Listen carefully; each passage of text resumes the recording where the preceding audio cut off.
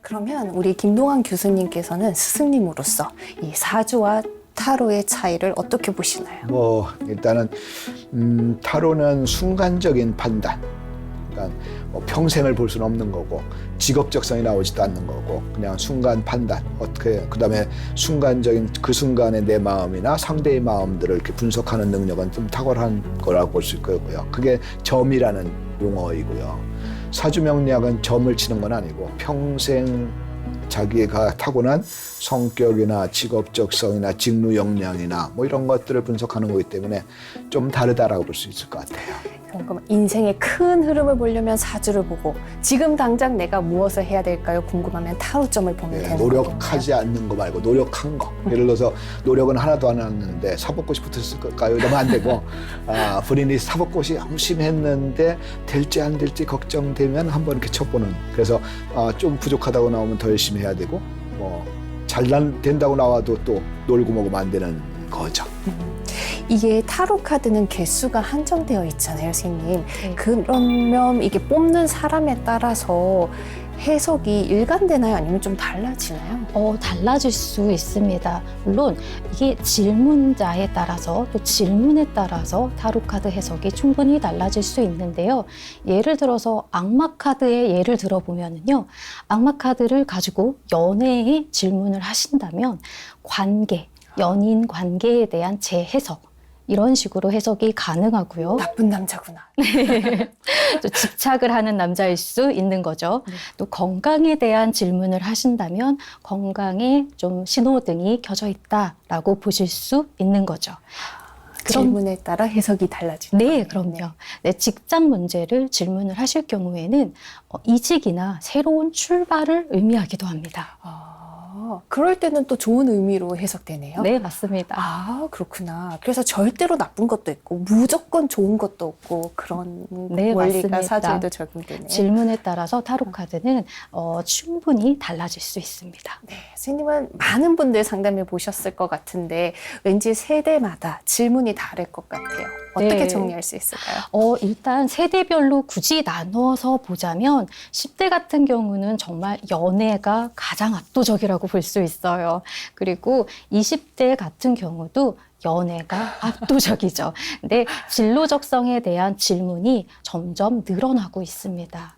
그리고 30대, 40대 같은 경우는 직장 문제와 자녀 문제도 있습니다. 그리고 50대 이상은 자녀 문제와 건강 문제를 가장 많이 물어보십니다. 어찌 보면 질문의 맥락은 사주나 타로나 비슷한 것 같은데 다만 차이점이 있다면 젊은이들은 타로를 더 많이 보지 명리학을 사주풀이를 더 많이 보진 않거든요. 왜 젊은이들은 이 타로 카드에 열광하는 걸까요? 제가 생각하기에 불확실한 이 시대에서 불안감이 많은 MZ들은 타로가 일정 부분 방향성을 제시한다라고 생각을 하는 것 같습니다. 아무래도 또 타로를 보면서 확신을 얻고 싶은 마음이 좀 간절히 있는 것 같고요. 또 타로 같은 경우는 또 나만의 스토리, 또 나만의 이야기를 잘 만들어낼 수 있기 때문에 더 공감을 사지 않았나 생각이 합니다. 왠지 우리가 사주 풀이를 보러 간다고 하면 생년월일만 말씀드리고 가만히 듣는 입장이잖아요. 근데 타로를 보러 가면 내가 직접 뽑고 그림도 보이고 이러니까 MZ 세대들한테는 조금 더 쉽게 다가갈 수 있는 측면도 있을 것 같아요. 네, 맞습니다. 아무래도 사주 같은 경우는 태어난 생년월일 시가 정확해야지 정확한 사주풀이가 가능한데 반해 타로 같은 경우는 데이터 없이 정말 이 카드를 뽑는 순간 나의 고민이나 심리가 그대로 타로 카드 안에 그림으로 나타나게 되고 또 같이 해석을 하면서 리딩을 들으며 고민을 같이 나눌 수 있다는 점도 MZ 세대들에게는 많은 매력으로 다가갔을 것 같습니다. 네, 이 생년월일시 말씀을 하셔서 문득 생각이 난 건데 우리가 이 사주팔자를 정확히 알려면 제가 태어난 시간도 정확히 알고 있어야 가능하다고 들었는데 이 시를 모르면 8글자 중에서 2글자가 비잖아요. 네. 어떻게 그럴 때는 사주풀이를 하시나요? 일단 생년월일 시에서 연월일까지만 해도 어느 정도의 큰 틀은 정해져 있기 때문에 시를 알면 더 정확하긴 하겠지만 그래도 충분히 사주팔자에서는 6글자, 8글자 중에서 6글자이고 아마 이제 퍼센트를 매기면 한 뭐 7, 80% 정도는 거의 결정된다고 보기 때문에 아주 디테일한 것까지 맞출 수는 없지만 성격은 6글자 안에 벌써 다 정해진다고 보이기 때문에 뭐 충분히 가능하다고 볼 수 있을 것 같아요. 네. 우리 또 타로 하면 젊은 세대들, 또 젊은 세대들은 특히 연애점을 많이 본다고 하잖아요. 왜 이렇게 연애에 관심이 많을까요? 아무래도 가장 큰 관심사가 아닐까 생각이 들고요. 그 다음에 가장 중요한 건 상대를 먼저 알고 간다라는 느낌. 내가 답을 미리 알고 간다는 느낌을, 확신성을 갖고 싶다라는 이 감정을 그대로 유지하고 싶다라는 느낌에서가 아닐까 생각이 듭니다. 아, 약간 지피지기면 백전백승이다 이런 느낌일까요? 네, 맞습니다. 근데 신기한 게 이 타로를 볼 때, 타로점을 볼 때 내가 뽑으니까 내 상태에 대해서는 얘기해 줄 수 있다. 거기까지는 오케이. 근데 내가 뽑는 카드로 어떻게 상대방의 마음을 읽을 수가 있나요? 그거는 더 이해하기가 어려운 것 같아요. 정말 신기한 부분이기는 한데요. 특히 연애 타로에서는 나 혼자서 연애를 하는 게 아니라 상대방과 함께 연애를 하고 있기 때문이 아닐까도 생각을 하고 있고요. 그 다음에 아까도 말씀드렸지만 현재 연애를 하고 있는 그 시점에 대해서도 동시성 이론처럼 마치 현재 나의 상황이 그대로 카드에 투영되는 것과 같다라고 볼 수 있어요. 그럼 그게 투영이 될 때 내가 원하는 상대의 모습이 투영될지 아니면 상대의 진짜 생각이 투영될지 그건 어떻게 구분할 수가 있나요? 확인을 해보지 않아서 정확하게 저도 100%다라고 말을 할 수는 없는데요. 대부분 간절한 마음으로 카드를 뽑으시는 분들의 이야기를 들어본다면 그 사람의 마음이 정말로 카드에 투영됐다라고 말씀하시는 분들이 훨씬 더 많으셨습니다. 그래서 이게 타로점을 볼 때는 카드를 잘 뽑으셔야 됩니다. 잘 뽑으셔야 됩니다. 이런 말씀 참 많이 네, 하셨던 맞습니다. 것 같아요. 근데 우리가 사주풀이를 보러 간다라고 하면 왠지 좀 무섭기도 하고 마음이 가볍진 않은데 그냥 나 타로점 보러 가야지 하면 되게 쉽게 보잖아요. 그리고 요즘에는 책들도 잘 나와 있어서 스스로 아침에 책장을 딱 열어서 나오는 카드를 통해서 쉽게 타로점을 볼 수 있는데 이렇게 쉽게 접근하는 이런 문화에 대해서 어떻게 생각하시나요? 타로를 가볍게 즐기는 문화에 대해서는 굉장히 긍정적으로 생각을 하고 있습니다. 하지만 어떠한 선택의 도구이든 맹신은 하지 말아야 된다고 생각을 합니다.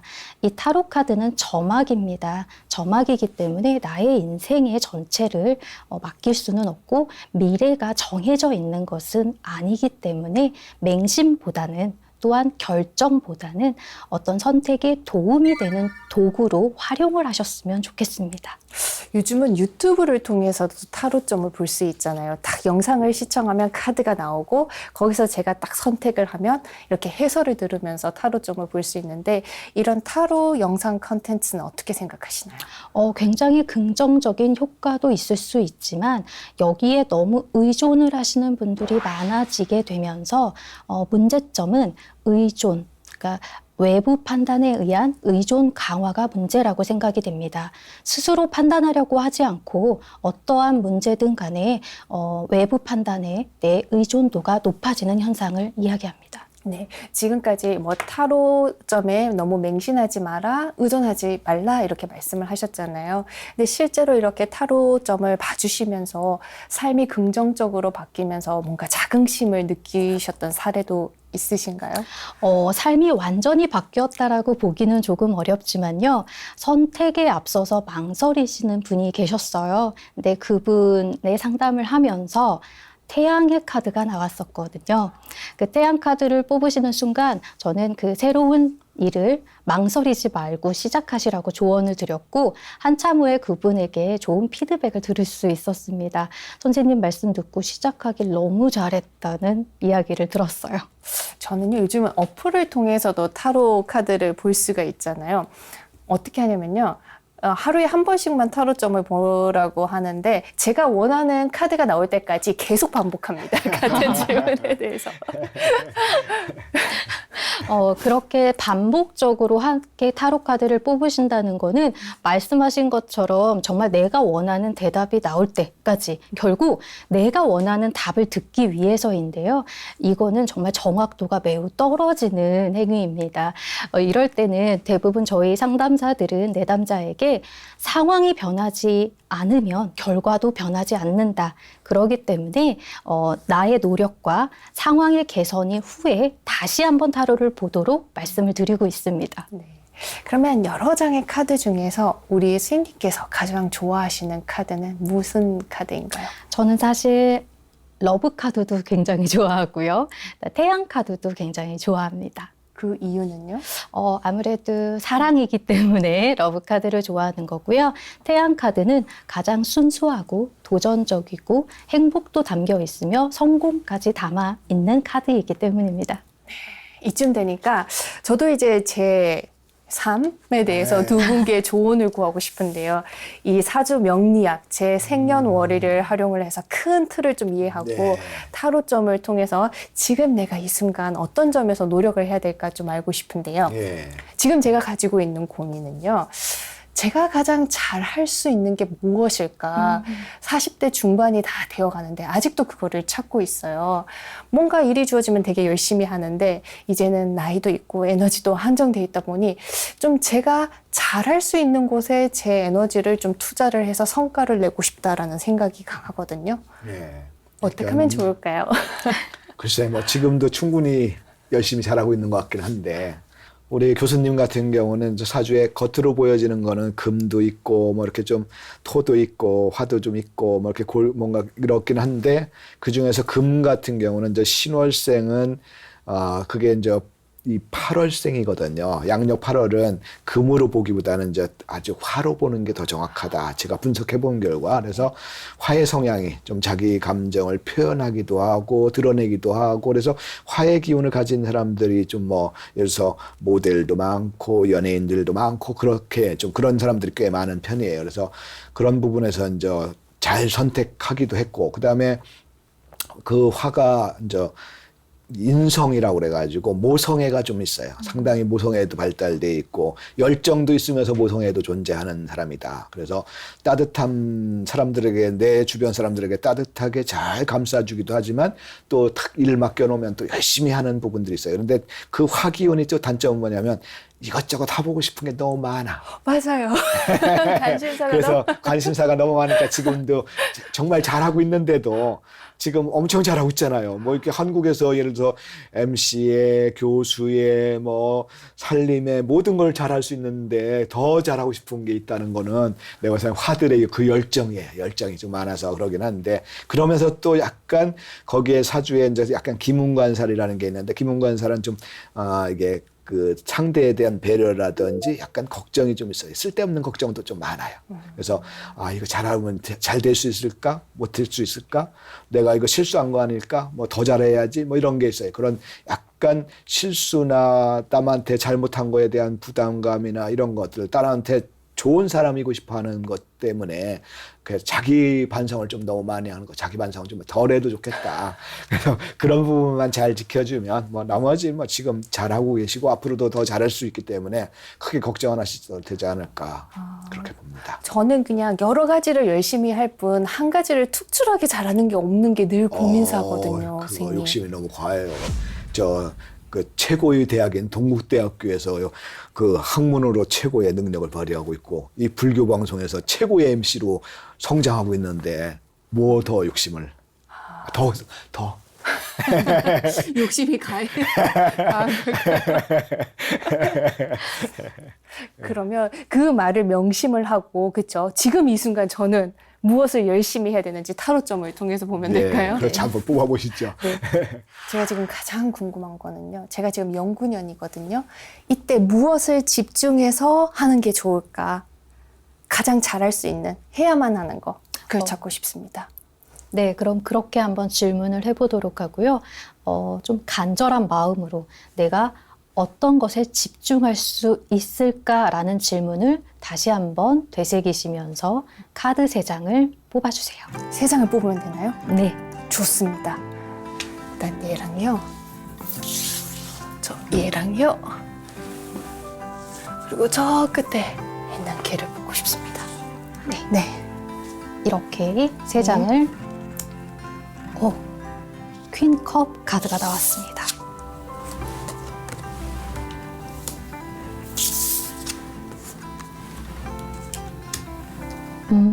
지금 현재 MC님의 위치나 성공의 가이드도 충분히 가능하지만 현재 위치에 만족하지 않아 하는 지금 금나나님 MC님의 마음이 투영이 조금 되어 있는데요.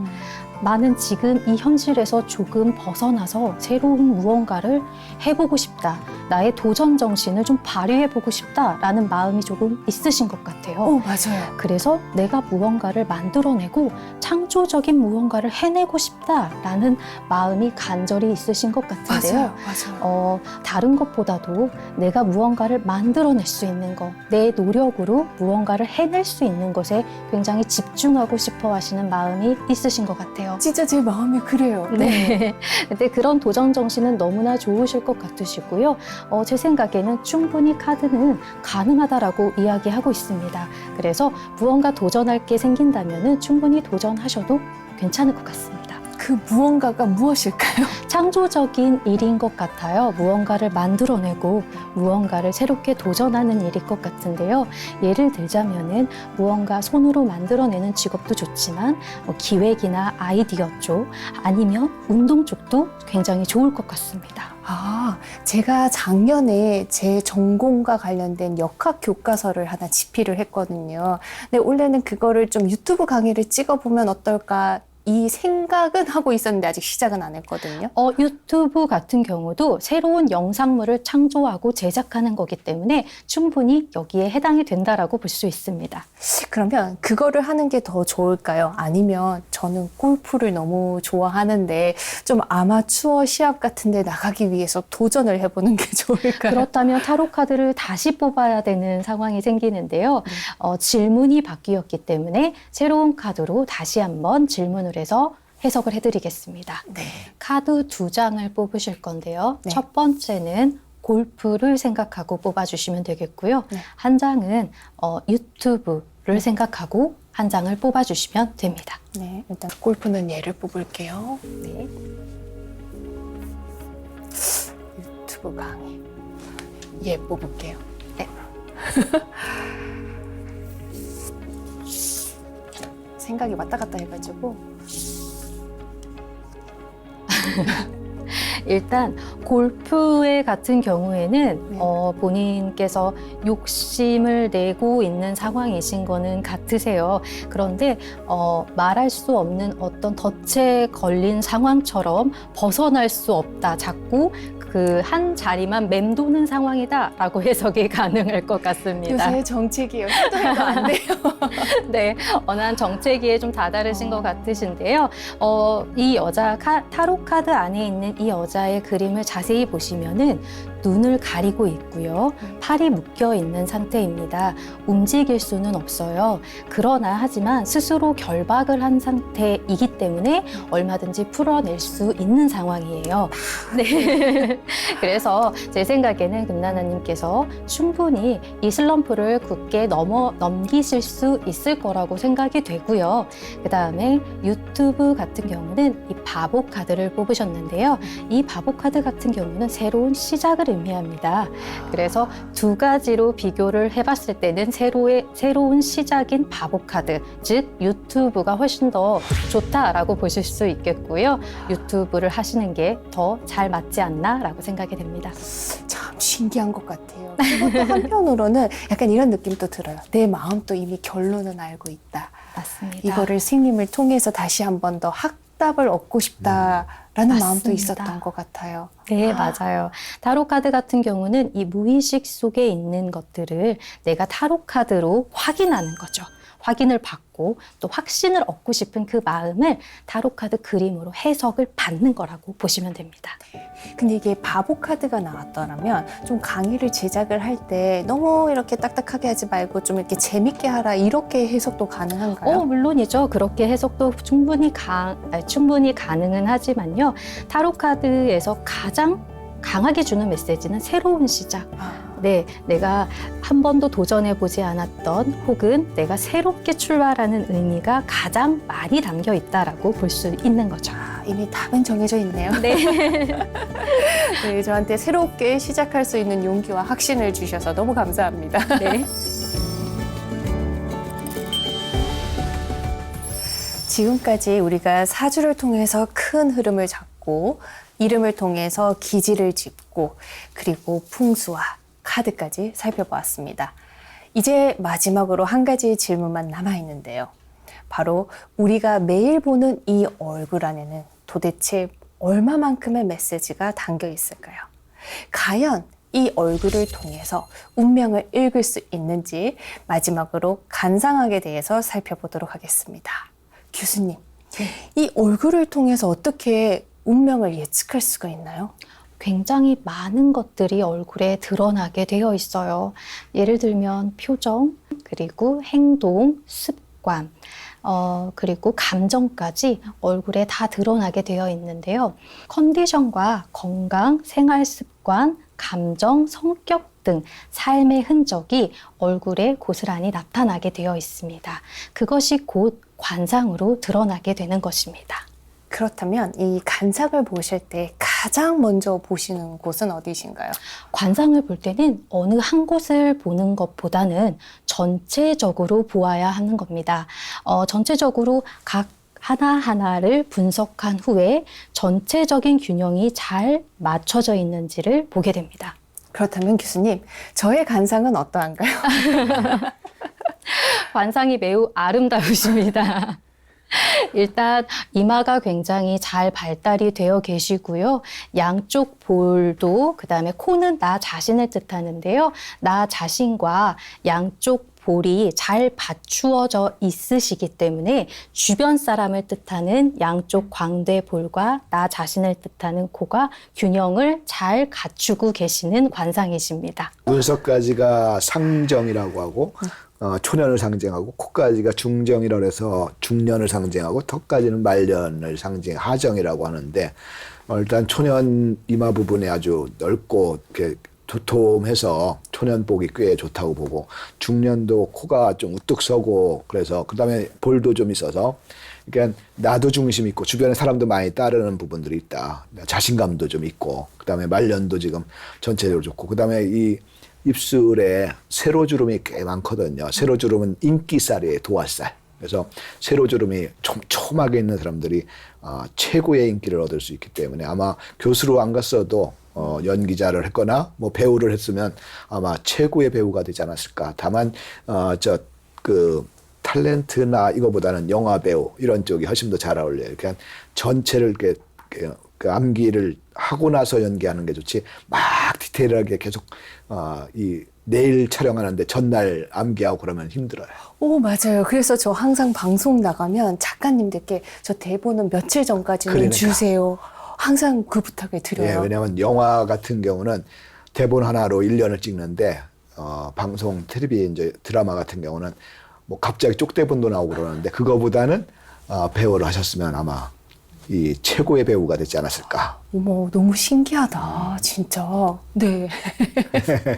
근데 지금 스님께서도 저는 예전에 봤을 때 간상을 볼 때 안광이 제일 중요하다. 많은 분들이 특정 하나를 찍어서 말씀하셨는데 스님께서는 균형이라고 말씀하셨잖아요. 네. 근데 이 사주 명리학 같은 경우도 목화토금수 오행의 균형을 보잖아요. 네. 그러다 보면 이 간상학이라든가 명리학이 결론은 이치적으로 다 있다라는 생각이 들거든요. 네, 그럴 수 있죠. 그래서 사주도 어쨌든 균형, 목화토금수가 골고루 있거나 이러면은 좀 안정된 삶을 사는 거고요. 예를 들어서 관상도 똑같죠. 골고루 잘 균형이 잡혀 있으면 안정된 삶을 사는 거고요.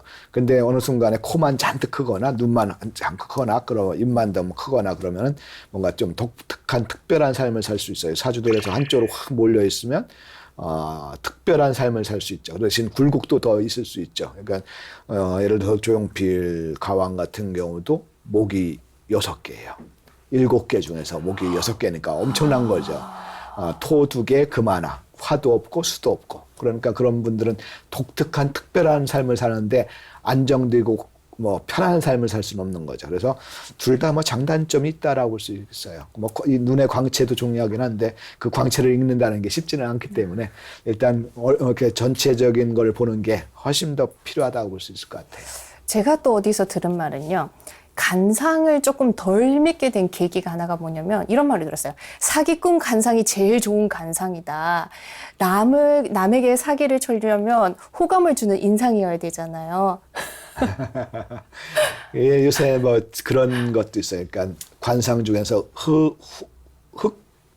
흑흑학이라 그래가지고 검은 얼굴, 그러니까 웃는 얼굴. 근데 사실은 웃는 얼굴 안에서도 반드시 보이는 게 있거든. 잘생기긴 했는데 혀를 자주 내민다거나 뭔가 눈빛이 좀 약간 우울해 보거나 음흉해 보이는 것들이 있기 때문에 관상은 뭐 그렇게 잘생겼다 못생겼다라기보다는 그 속에 내면을 읽는 거기 때문에 뭐 충분히 분석할 수 있다.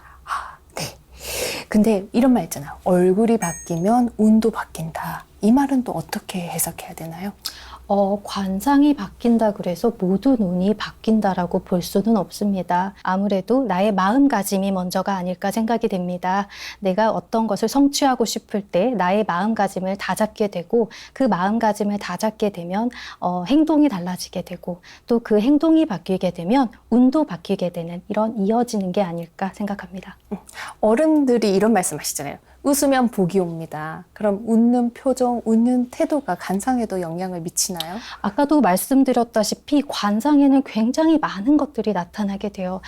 예를 들어서 말하는 화법 같은 경우는 나의 성격이나 이런 것들을 나타나게 되고 또 식습관 같은 경우는 체형으로 나타나게 되죠. 그리고 또 예를 들면 상대방을 배려하는 마음이라든지 나의 마음가짐 같은 경우도 다 관상에 드러나게 되는데요.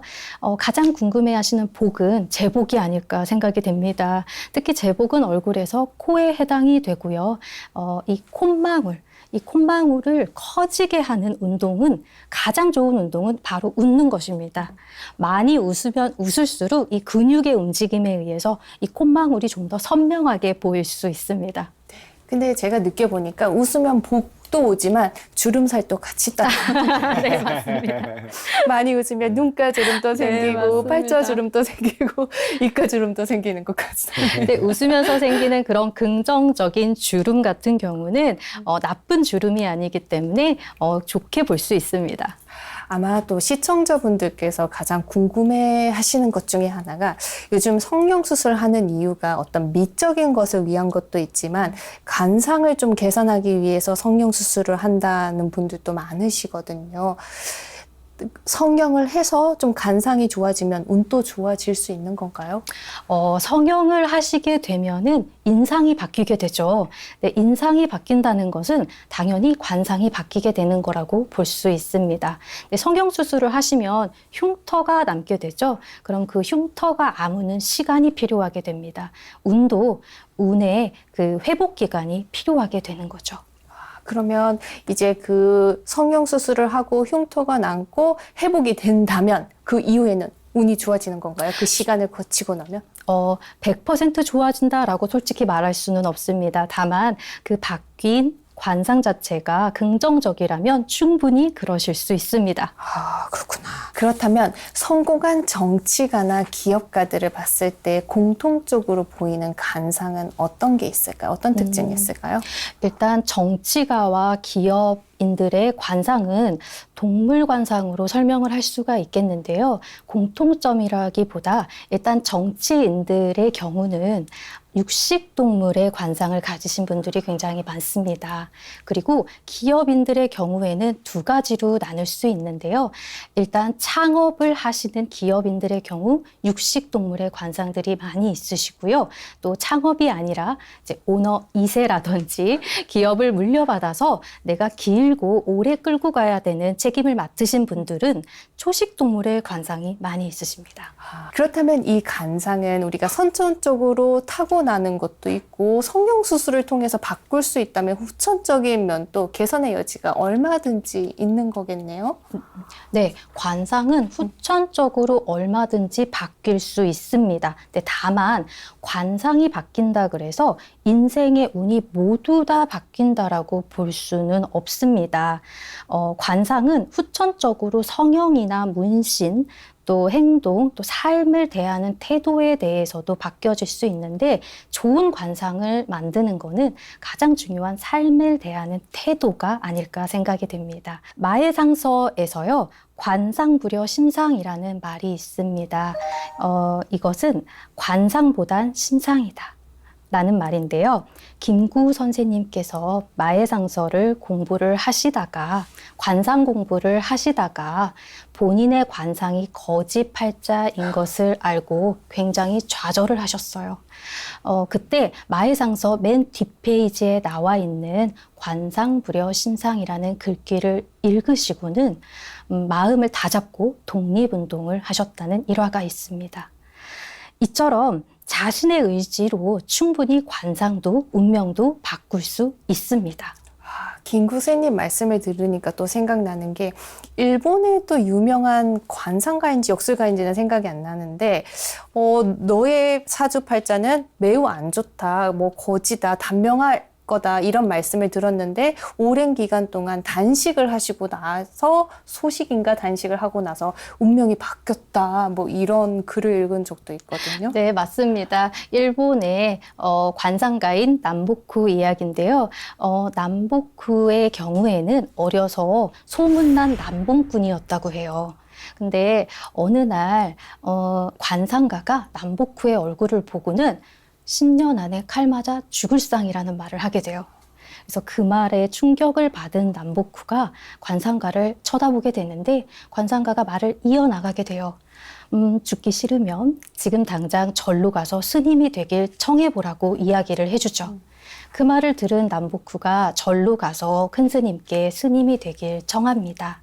그때 큰 스님이 남보쿠의 얼굴을 가만히 쳐다보시다가 이런 말씀을 해주십니다. 스님이 되는 일은 매우 고행의 길이다. 지금 당장 스님으로 받아줄 순 없고 1년간 흰콩과 보리쌀만 먹고 다시 오라고 이야기를 해요. 그 말을 들은 남보쿠가 정말로 1년간 흰콩과 보리쌀만 먹으면서 1년의 세월을 버텨내요. 그리고 1년이 지난 후에 정말로 큰 스님께 다시 찾아가게 됩니다. 근데 찾아가는 길에 갑자기 관상가의 말이 떠올라서 발길을 돌려 관상가를 찾아가게 돼요. 근데 관상가를 찾아갔더니 관상가가 남보쿠를 알아보고는 깜짝 놀라며 관상이 모두 바뀌었다고 이야기를 하게 돼요. 그리고 남보쿠에게 1년간 무슨 일이 있었는지 물어보게 되는 거죠. 그때 남보쿠는 1년간 이런 일이 있었다라고 이야기를 해주게 되고 남보쿠는 관상에 크게 심취하게 돼서 관상학자가 되게 되는 내용입니다. 여기서 중요한 거는 남보쿠가 1년간 했던 건 바로 식습관의 개선이었고요. 또 한 가지 가장 중요한 건 삶을 대하는 태도가 달라졌다는 것입니다. 마음의 수련이 필요했던 거죠. 그렇다면 그 이야기에서도 소식이 관상을 바꾼 것이 아니라 마음 자세가 관상을 바꾼 거네요. 네, 맞습니다. 남보쿠의 마음가짐과 또 삶에 대한 태도가 바뀌었기 때문에 그 큰 스님께서 말씀해 주신 흰콩과 보리쌀을 먹을 수 있었던 것이고 그 마음가짐은 내가 살기 위한 노력으로 시작이 되었던 거죠. 네. 이제 교수님 말씀을 들으니까 이 관상도 정해진 부분이 있지만 내 노력에 의해서 바뀔 수 있다. 그 말씀이 앞서 김동환 교수님께서 말씀하셨던 이 사주라는 것도 타고난 것도 있지만 나의 의지에 의해서 바뀔 수 있다. 내가 어떻게 운영하느냐에 달려있다. 그 말씀과 연결되는 것 같습니다. 네, 일단 아까 우리 이제 이서 교수님이 얘기한 김구 선생님 같은 경우도 사주팔자에도 거지 사주팔자에서 사실은 본인이 중인 신분이었고 과거 시험 현장에 갔는데 다 양반들이고 중인은 몇 명 안 되는데 양반 아들들은 거들먹거리고 중인 아들은 양반 아들들한테 굽신굽신해야 되는, 그래서 과거를 포기하고 자살을 생각하는데 이 관상무려 심상이라는 글귀를 보고 독립운동이 된단 말이죠. 거지 사주팔자인데 사실은 평생을 한 번도 돈 벌어본 적이 없어요. 다 독립자금을 얻어서 국가와 민족으로 쓰는 거죠. 그러니까 똑같은 거지 팔자인데 어떤 사람은 서울역 거지가 돼서 구걸하고 살 수도 있고 어떤 거지 사주팔자는 독립자금을 얻어서 독립운동을 본인 배를 부른 게 아니라 국가와 민족으로 해서 살 수 있는 거죠. 그래서 훌륭한 신부님이나 훌륭한 스님이나 훌륭한 목회자분들도 다 본인이 노력하는 개념보다는 헌금을 받아서 또 본인한테 쓰는 게 아니라 이웃을 위해서 헌신한단 말이죠. 그런 거가 바로 거지 사주팔자다. 그러니까 사실은 모든 사주팔자는 나쁘다 좋다가 아니라 그런 거죠. 그래서 아까도 말씀드렸지만 역마살은 객사할 수도 있지만 외교관에 대해서 큰 능력을 발휘할 수도 있고 도화살은 주색잡기에 빠질 수도 있지만 훌륭한 연기자가 되거나 배우가 되거나 가수가 되거나 뭐 이럴 수도 있는 부분들이기 때문에 어떤 사주든 간에 다 그 안에 장점이 존재한다. 이렇게 보시면 될 것 같아요. 근데 또 한편으로는 주어진 사주가 있고 그거를 노력에 의해서 바꿀 수는 있지만 정말 주어진 것을 바꾸려면 초인적인 노력이 필요하다. 그래서 실제로 주어진 사주를 바꿀 수 있는 사람은 많지 않다라고 말씀하시는 것도 들었거든요. 바꿔야 될 이유가 없어요. 살려야 되는 거죠. 그러니까 자기 장점을 살려야 되는 거죠. 예를 들어서 아까 우리 교수님 같은 경우, 금남아 교수님 같은 경우도 장타는 잘 치는데 단타는 잘 못 치잖아요. 그러면 이제 단타를 좀 더 많이 연습하거나 아니면 다른 길을 가야 되거나 그것도 꼭 프로가 되려고 하지 않고 그 정도 실력 안에서 뭔가 재미있게 그렇게 살려나가면 된다. 단점을 꼭 고치고 단타를 계속 연습하는 것도 좋긴 한데 그게 쉽지는 않을 거예요. 뭐 어쨌든 단타 연습 엄청 열심히 했었을 거란 말이지. 그래도 안 되는 건 안 되는 거니까 그럴 거라기보다는 그 장점들을 잘 모아서 조금 더 새로운 부분들을 가져가면 훨씬 더 좋지 않을까라는 생각이 들죠. 네, 그래서 저도 학생들 이렇게 진로를 잡아줄 때 처음 임용됐을 때는 저 학생의 단점을 어떻게 보완해 주지? 그쪽에 초점을 맞추니까 저도 힘들고 학생도 힘들더라고요. 그래서 요즘에는 그 학생의 장점을 먼저 파악해서 그거를 더 극대화시키려고 노력을 하거든요. 그러니까 훨씬 더 효율적이고 좋았던 기억이 지금 그 말씀의 맥락과도 다 있는 것 같아요. 저는 또 어떤 말 들었냐면요. 제가 한국에서 이제 의대를 다니다가 그만두고 미국 가서 미국에서 의대 20곳 넘게 지원했는데 다 떨어졌잖아요.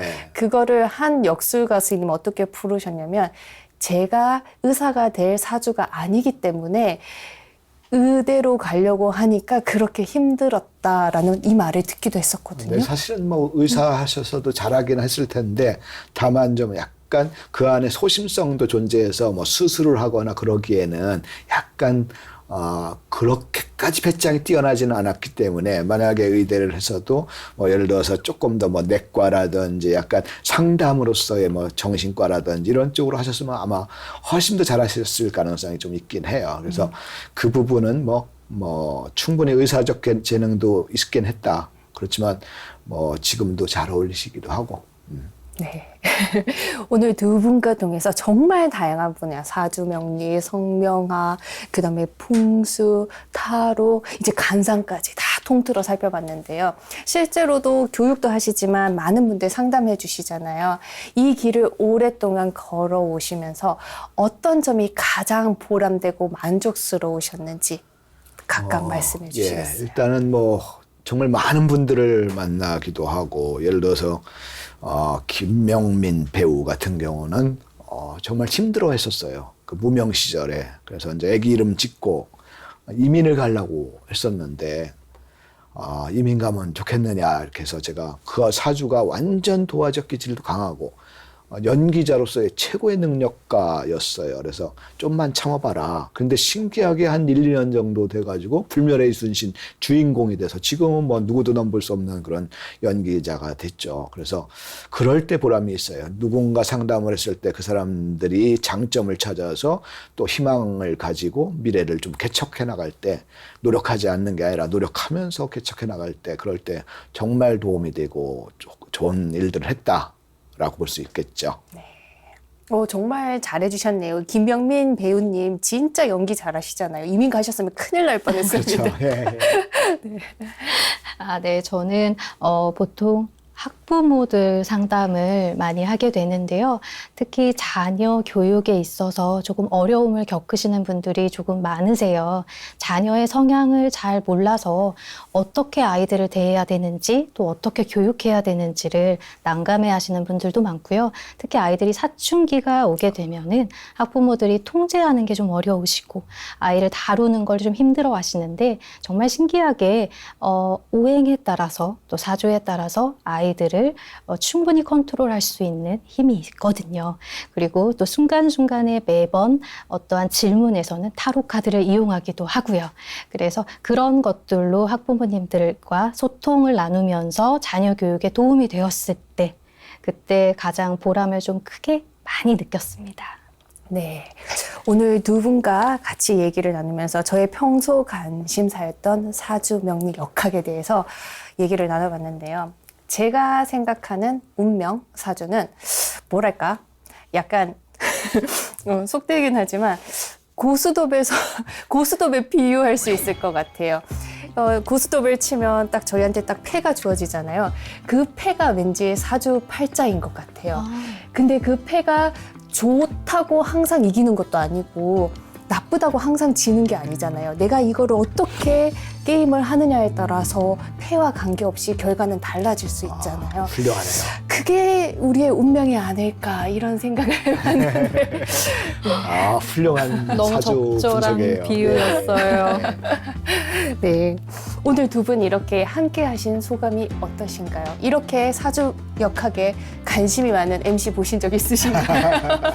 뭐 모든 사람들이 다 관심은 크죠. 근데 어쨌든 우리 MC님이 더 관심을 잘 가져서 또 잘 이끌어 주셔가지고 되게 좋았고요. 우리 이서 교수님도 이제 풀리기 시작해서 앞으로 한 2시간 촬영하면 잘할 것 같긴 한데. 저 이제 입이 풀렸는데. 네, 그러니까요. 네. 안타깝긴 해요. 네, 안타깝습니다. 그리고 저는 평소에 사실 금나나 MC님을 너무 뵙고 싶었었어요. 미모로도 1등을 하셨고 또 동국대에서 멋지게 강의를 하고 계시는 교수님이기도 하고 존경스러운 마음과 뵙고 싶었던 마음이 있어서 오늘 오는 길이 굉장히 설레었었거든요. 근데 이렇게 편안하게 해주셔가지고 너무 감사한 마음입니다. 오늘 좋게 또 타로 좀 더 봐주시고 네. 좋은 말씀 많이 해주셔서 제가 더 감사합니다. 네. 오늘 우리가 들여다본 것은 운명이 아니라 어찌 보면 사람 그 자체인 것 같습니다. 이 사주를 통해서 인생의 큰 흐름을 알고 타로를 통해서 지금 이 순간 나에게 필요한 조언을 얻을 수는 있지만 결국 선택을 하는 것은 우리의 몫이니까요. 운명을 묻는다는 건 어찌 보면 내가 더 잘 살고 싶다라는 간절한 외침이 아닐까라는 생각을 가져봅니다. 지식의 맛 인문학 레시피 다음 주에 더 핫한 이슈와 가치 있는 지식으로 찾아뵙겠습니다. 감사합니다.